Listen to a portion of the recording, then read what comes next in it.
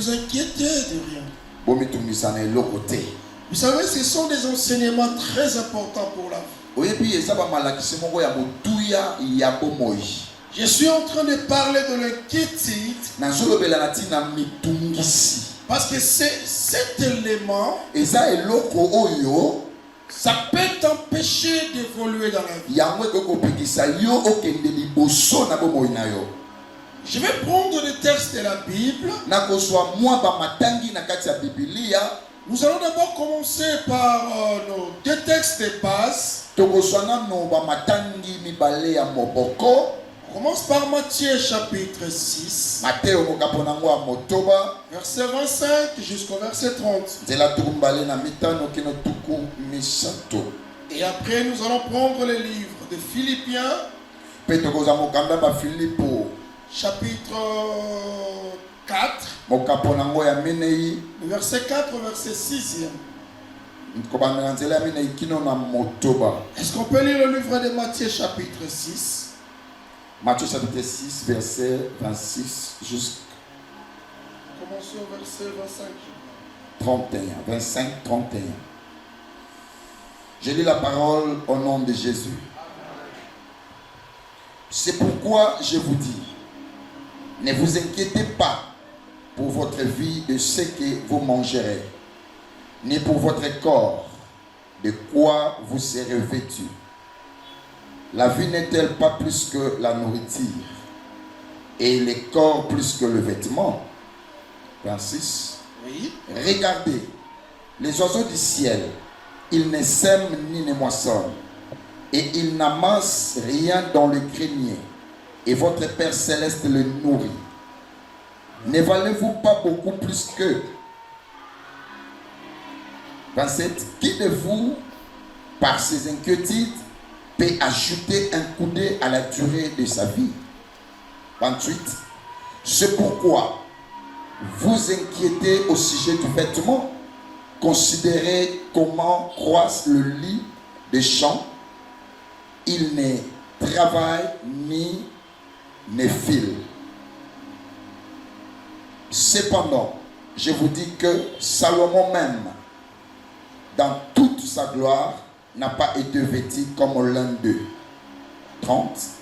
Si Dieu revêt ainsi l'herbe des champs, qui existe aujourd'hui et qui demain sera jetée au four, ne vous vêtira-t-il pas à plus forte raison, gens de peu de foi? 31.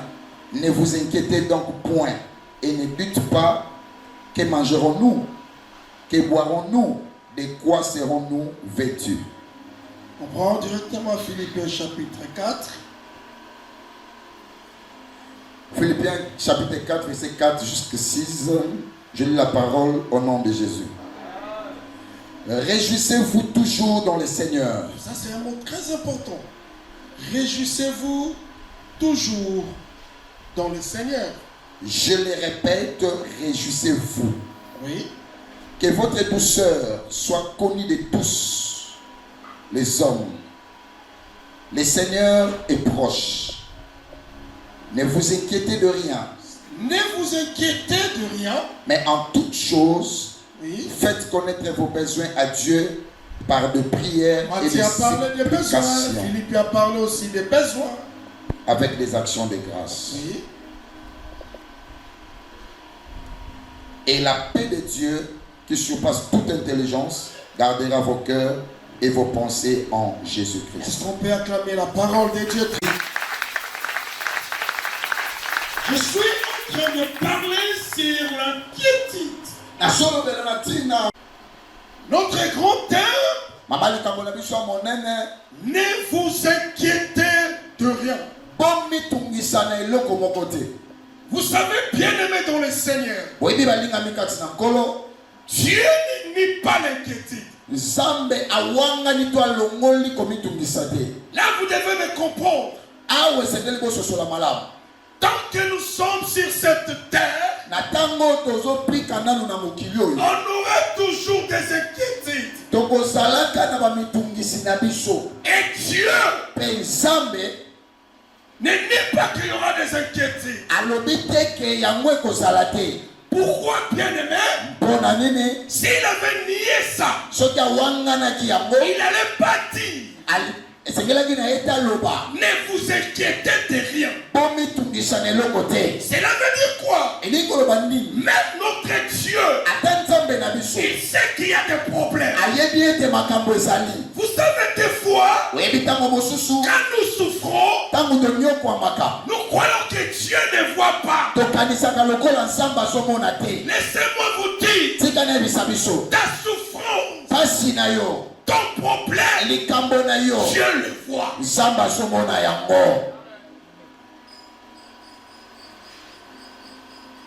Il y aura toujours des problèmes. Même si je prie, même si je gêne, les problèmes seront là. Mais quelle démarche qu'on doit faire quand on a des inquiétudes? C'est ça vraiment mon message. Ici, je n'enlève pas les inquiétudes. Mais je te montre la réalité de la parole. Quand nous parlons de l'inquiétude, l'inquiétude, c'est un ensemble. Alléluia. Amen. L'inquiétude, c'est un ensemble. Dans cet ensemble-là, on a des soucis. C'est les inquiétudes. On a des agitations. C'est les inquiétudes. On a des tourments. Les inquiétudes.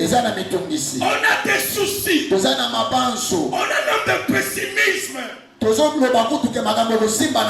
en a des gens qui disent ça va plus aller, ça va pas marcher. Il y a même des chrétiens que vous n'arrivez plus à dormir à cause des problèmes, à cause des soucis, à cause des agitations.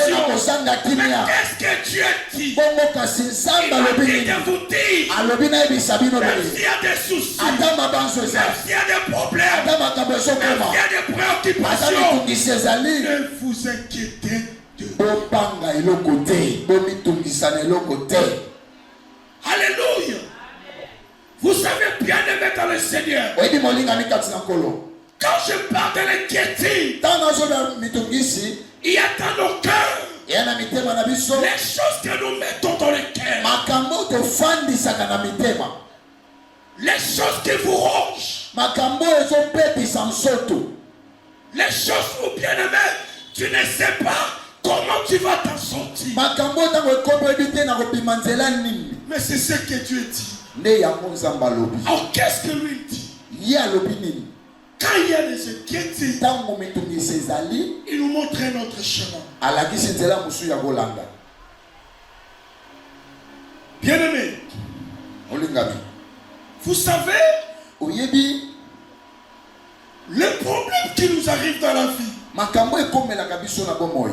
il y a qu'un problème qui restera éternel. Jamais. Même ce que tu passes là, il y aura un jour, ça deviendra un témoignage. Mais le problème c'est quoi? Est-ce que je dois porter l'inquiétude ou je dois partir quelque part?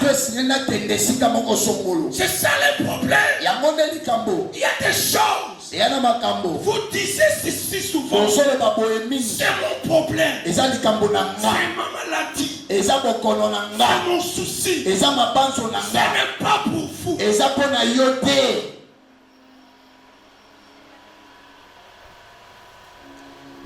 Dieu ne travaille pas quand tu prends sa place. Amen. Beaucoup de nous, au lieu de déposer à Dieu nos soucis, nos problèmes, nos plaintes, beaucoup de nous, vos problèmes deviennent vos charges à vous. Mais ce n'est pas ça. Quand tu lis Matthieu chapitre 6, la Bible dit, c'est pourquoi ne vous inquiétez pas. Qui dit cette parole? Ce n'est pas un homme. C'est Dieu. Dans ce verset, quand il lit Matthieu 6, ici Dieu montre la valeur que tu as. Deuxièmement, il démontre aussi qu'il est papa responsable. Ici la Bible dit quoi? Ne vous inquiétez de rien. Pourquoi? Quand quelqu'un vous dit ne t'inquiète pas, tu es malade, il te dit sois calme. Cela veut dire quoi? La personne là, il a des solutions. Bien aimé dans le Seigneur, j'aimerais dire à l'église, la Bible déclare, Pierre chapitre 5 verset 7. Qu'est-ce que la Bible dit? Déchargez-vous de lui. De quoi? On peut lire ce texte.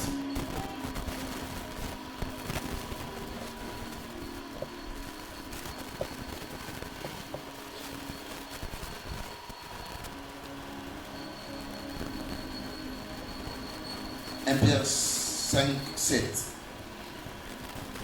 Et déchargez-vous sur lui de tous vos soucis, car lui-même prend soin de vous. Alléluia. Amen. Regardez ce que la Bible dit. Déchargez-vous de lui. Je viens te dire ici au début. Quand est-ce que Dieu va prendre soin de ton problème? C'est quand tu vas les décharger. Église de Dieu, videz vos pensées, videz vos cœurs. Cette chose que tu as là, il y a quelqu'un qui est mort pour toi. Il y a quelqu'un qui a payé le prix pour toi. Ce n'est pas toi de les transporter. Ce n'est pas toi de les considérer. Il a dit ceci, venez à moi. Tout ce qui est fatigué. Et quoi? Nini? Et quoi? Cherchez. Ce matin, j'aimerais dire à quelqu'un, il y a un dépôt que tu dois mettre tes colis. Il y a un dépôt que tu dois déposer ce soir. Ce n'est pas toi qui est dans un bus et tu portes le sac de foufou. Ce n'est pas ça. Un enfant de Dieu dans sa vie, il doit savoir qu'il y a un Dieu qu'il a appelé. Il y a un Dieu qui est son Père.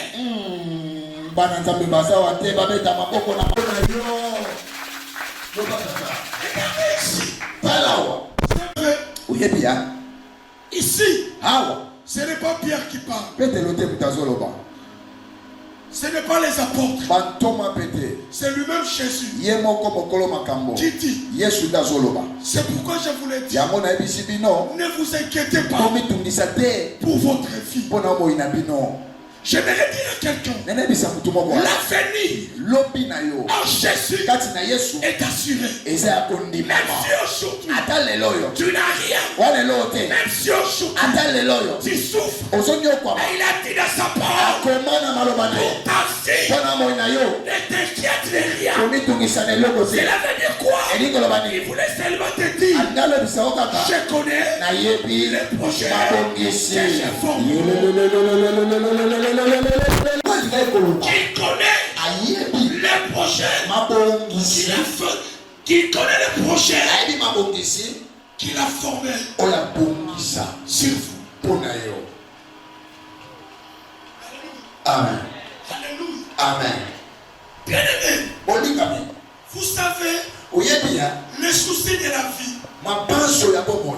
Nous tous nous en avons. Biso nyonso tozaka nango. Etungisa te.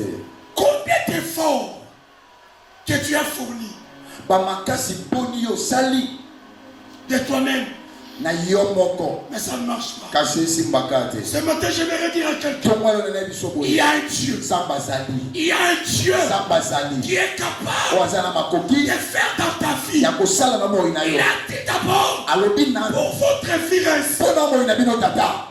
Vous ne remarquez pas, Ozomona te.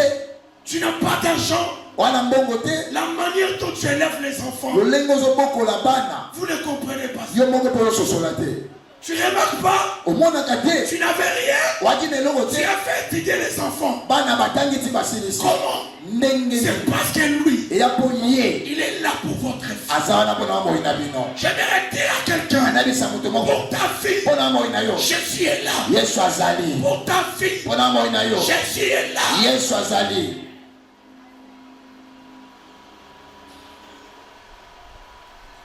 Voilà le verset 28. Nzela trouba na mwambe.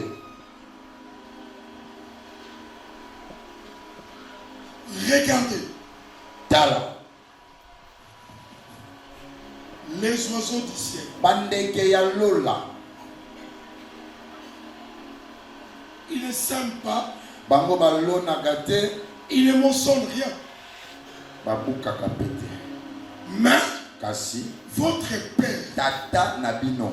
céleste Oazaka na likolo. les donne quoi? À manger. Esaka bango ya kolia. Cela veut dire quoi? Elikolo banini. Les oiseaux, Bandeke. quand ils se réveillent le matin, Tabalamki na tongo. ils partent. Bakei. Quand ils parlent là, Tango bake bongo. ils savent que Bayebi ete. la provision Oye bombama. divine Ya bonzambe. est déjà là. Ezali. J'aimerais dire à l'église, Na nebi ecclesia. pour ta vie, Pona moi na yo. pour tes enfants, Pona bana. pour ta santé, Pona nsoto. il y a déjà la provision de Dieu. Ozamba bomba ezali. Et je dis qu'il y a déjà la Nalobi provision de Dieu. ozamba bomba ezali. Le Seigneur a dit, Kolo alobi. regardez les oiseaux. Tala bandeke ya likolo. Mais Kasi. moi, Dieu, Nga nzambe. pour les oiseaux, Pona bandeke. je donne déjà. Na pesa.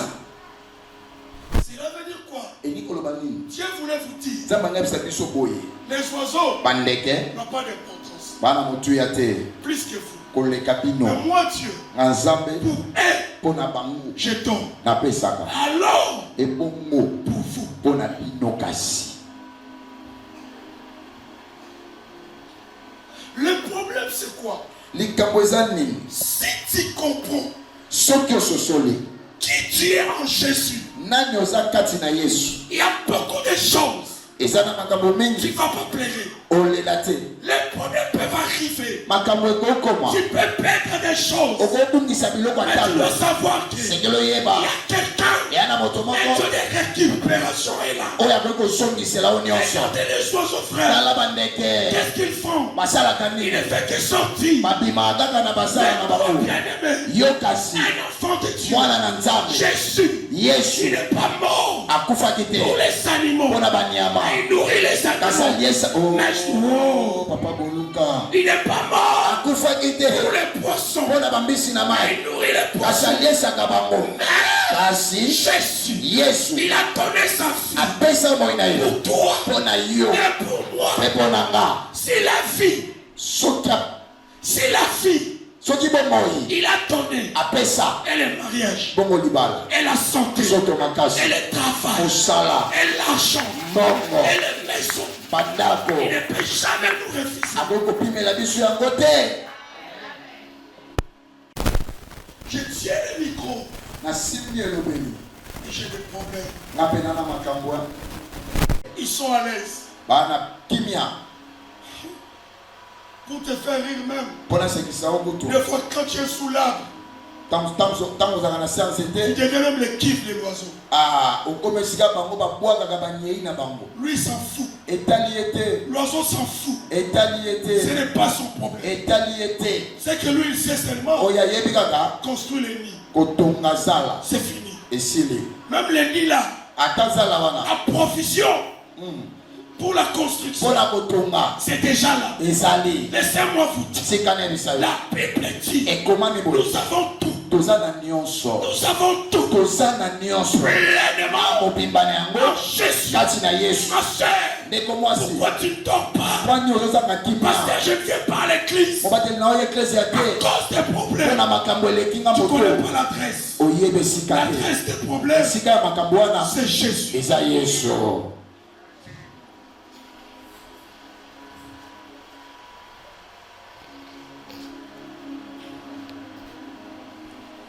Toi, tu crois que quand tu changes la figure, comme tu as des problèmes, ça influence Dieu? Non. Même quand tu as pleuré la nuit, c'est là les...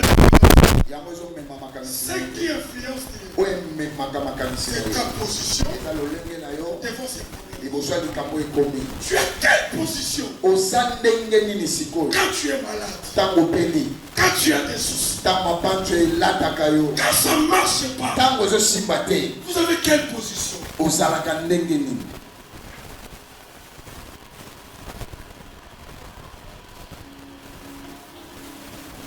Je vous ai dit ici, un homme comme David, on a pillé la ville, on a pris tout, il a pleuré. Mais David, il ne s'est pas seulement arrêté à pleurer.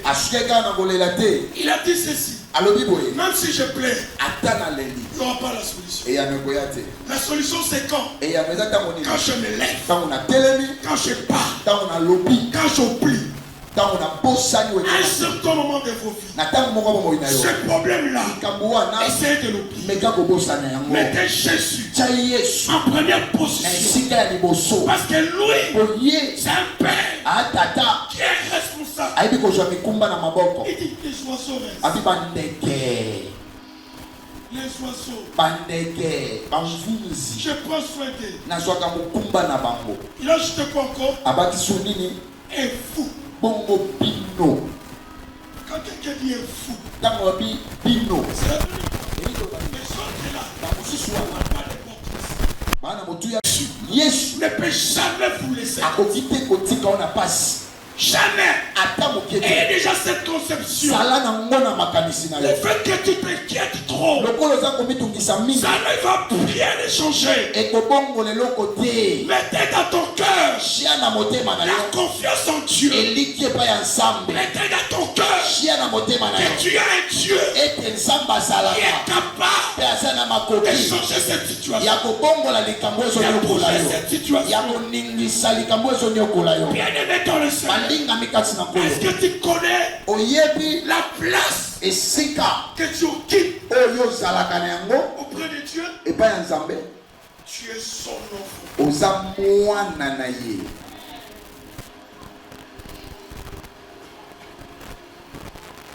Anthony Tshisekedi, il sait que son père c'est le président. Il marche à l'aise. Anthony Tshisekedi, même s'il ne marche pas avec les gardes, dans nos pensées on dit ceci: c'est le fils du président. On ne peut pas les toucher. Et toi, la fille de Jésus, le fils de Dieu, tu penses que ces problèmes-là, Dieu va les laisser? Quand un saint se lève pour prier, Dieu écoute. Ce matin, videz ton cœur. Videz ton cœur. La Bible déclare: déchargez-vous. Cela veut dire quoi? Tu ne peux pas te promener. La kilo. Amen.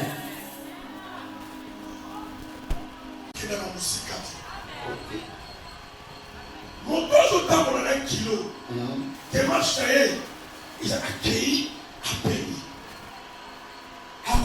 Mais Zambalobi, déchargez-vous. Le problème, c'est toi. La solution, c'est Dieu. Le déchargement, c'est ta responsabilité. Qu'est-ce Qu'est-ce que tu as apporté dans ton cœur? Pour ton travail. Qu'est-ce que tu as comme passé? Quel est ce poids-là que tu as porté? Ce matin, videz-vous. Videz-vous. Pourquoi? Il y a quelque chose qui va te donner du poids. C'est la gloire.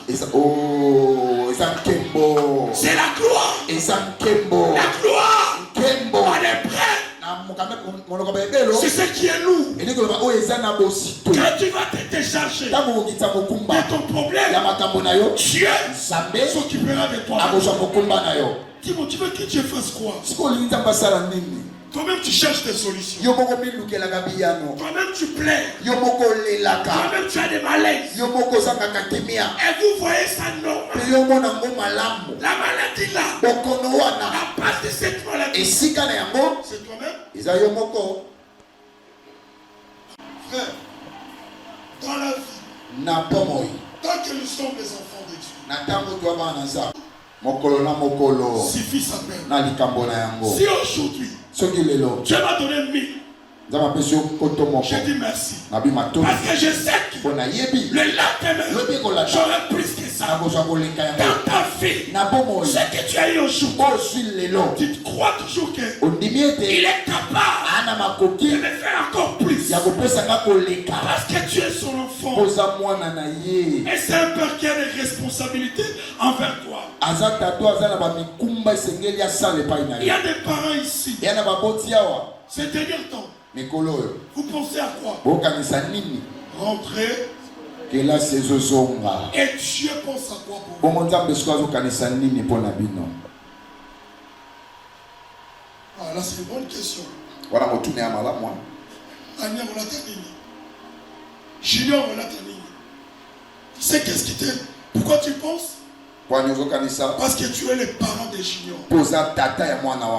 Tu es la maman des juniors. Tu as des responsabilités vis-à-vis des juniors. Mais Dieu, il a aussi des responsabilités vis-à-vis de toi. Il a aussi des responsabilités vis-à-vis de toi. La responsabilité de Dieu. Il n'a jamais failli dans sa mission. Il n'a jamais failli dans sa mission. C'est que tu as besoin.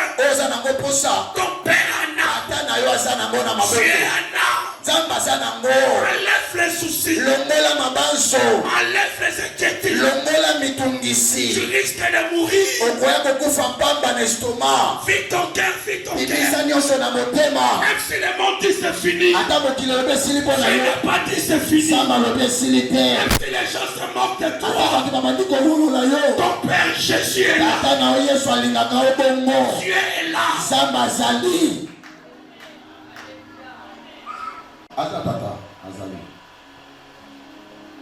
Quand tu les amènes dans Matthieu,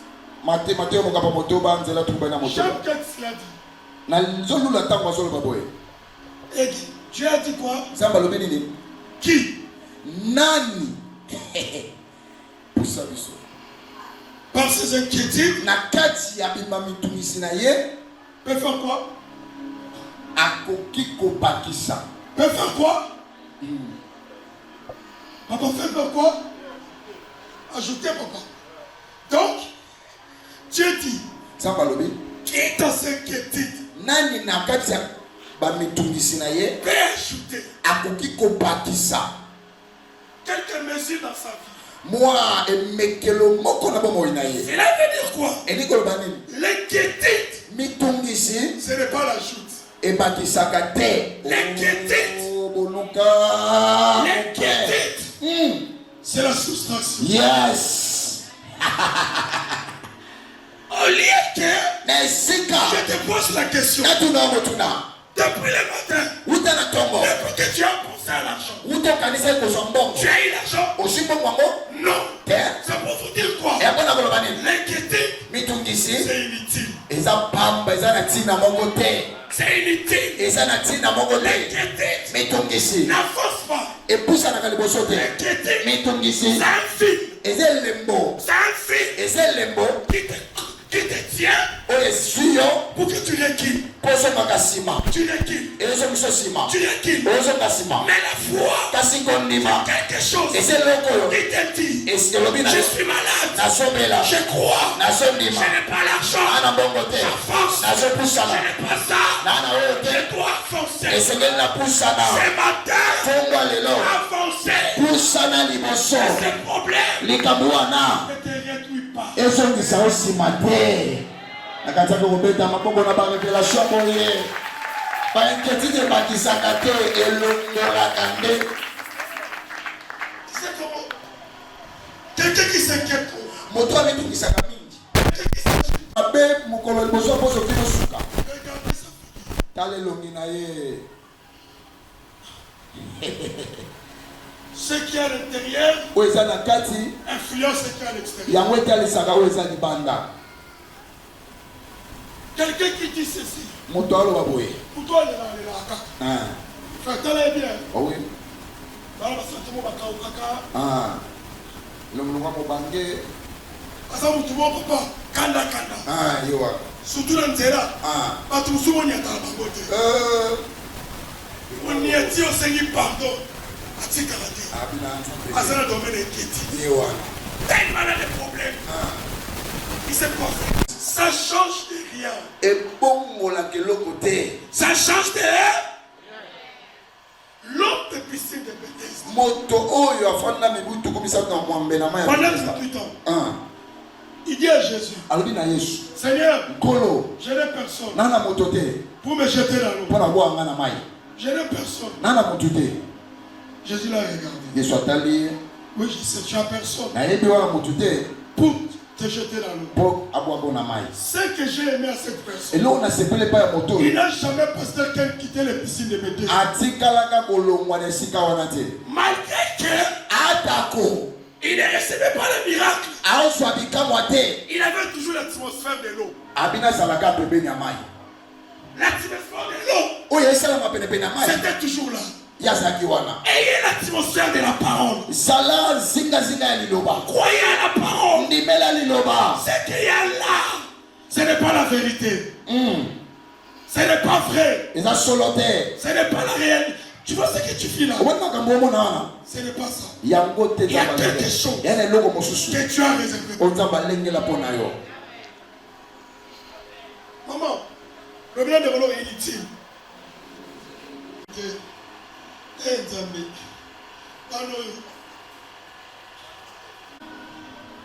Oh, quand tu finis à yoga, ce qu'on a dit, c'est comme 8 heures. Personne ne le voit qui. Vous voyez qui est l'autre. Je vous ai dit au début, je n'exclus pas ça, ça va arriver. Au lieu de trop penser, mettez la confiance en Dieu. Que Dieu fera toujours.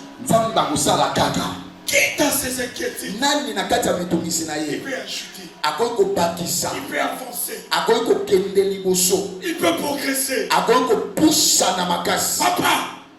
tu n'as rien. Enlève seulement l'inquiétude. La place de l'inquiétude, remplacez ça par la confiance en Dieu.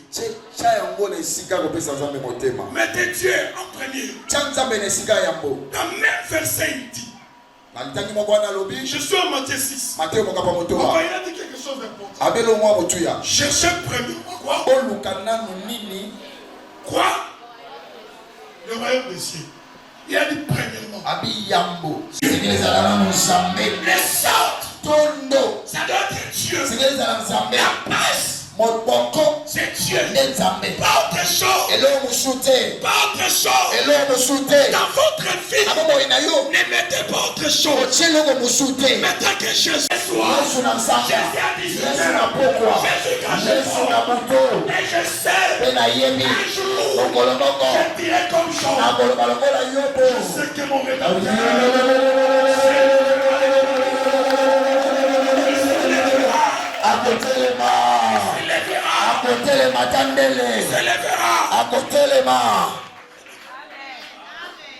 la tombe du pasteur. J'ai regardé la tombe du pasteur. Et que Richard et Akende. L'envie de pleurer était là. J'essaie de fuir sa mère. Sa mère. Mais après, j'ai dit à Elohim, acclamons la vie de cet homme. Parce qu'il a bien achevé la course. C'est un héros qui est dans cette tombe. Parce que c'est quelqu'un, jusqu'à la dernière minute, il croyait qu'il y a un Dieu. Écoutez, jusqu'à la fin, crois toujours. Crois toujours. Crois toujours. Crois les matins. Crois les soirs. Crois midi. Tu sais pourquoi? Parce que nous avons un Dieu.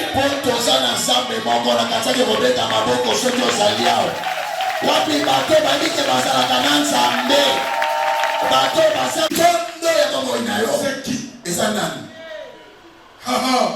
Premièrement. Yambo. Premièrement. Yaliboso. Premièrement. Yaliboso. Nyomomo lekelo mutute. Ah, ekufuta makaka. Aya, ekufuta ma.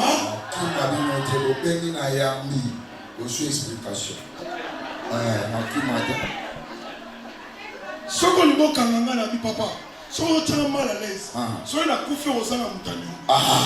Changa à l'aise. Ona futa. Nyongo. Lobi tolela kiti.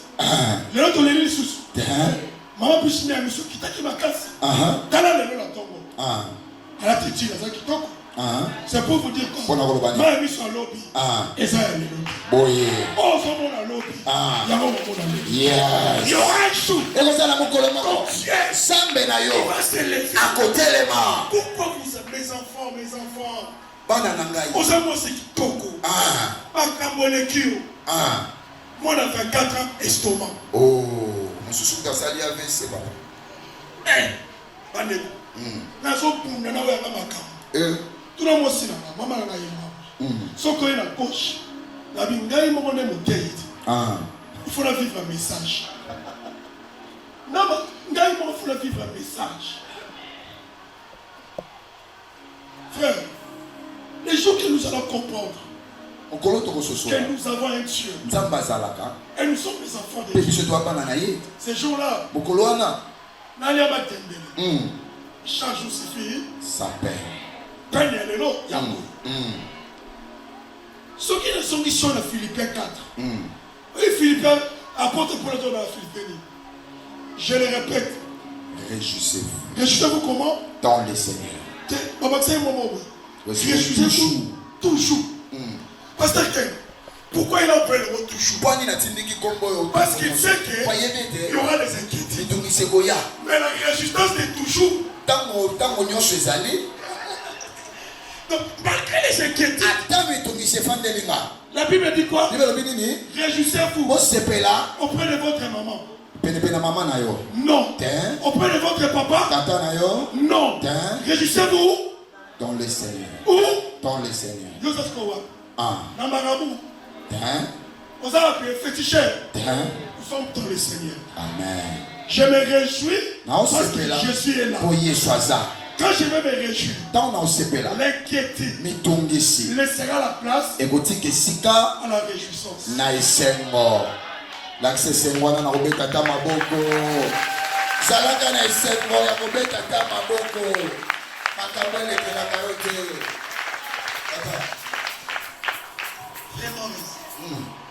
Dieu devant Zorobabel. Question, qui est-il? Cette grande montagne. Tu seras quoi? La Bible dit, si vous avez la foi, même comme une graine de sénégal, tu diras à cette montagne, lève-toi d'ici. Jette-toi là-bas. Ce soir, ce matin, j'ai besoin. Je sais que tu souffres ton corps. Mais donne-moi seulement un peu de foi. Seulement un peu là. Tu vas faire avec ça. Kakawana. Lela.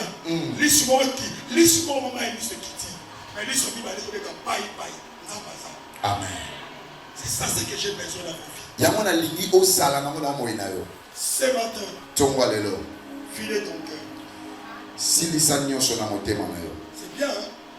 Déchargez-vous de lui. Déchargez-vous de lui. Déchargez-vous de lui.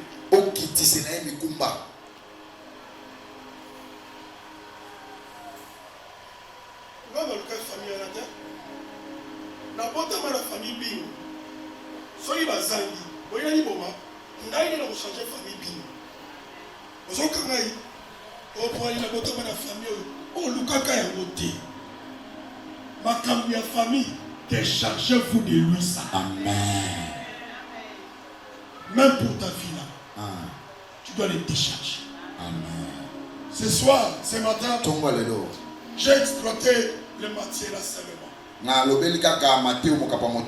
Dans ce verset, j'ai pris tes choses. Un père responsable. Et tu as la valeur devant Dieu. Regardez les oiseaux.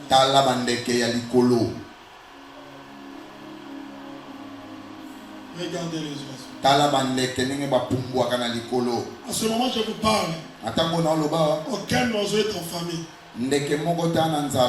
Ils sont déjà remplis, pasteur. Tu sais pourquoi? La provision est déjà là. Je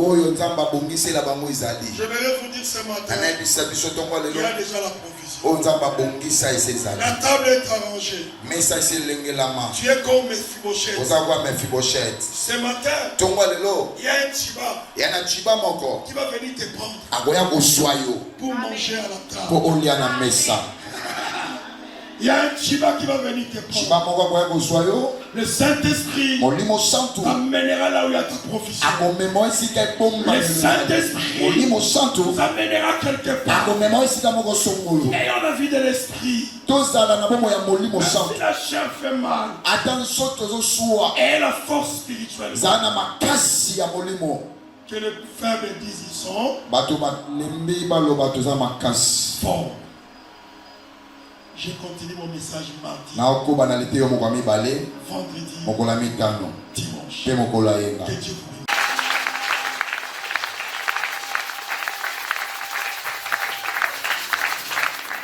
Nous sommes toujours là. Les inquiétudes.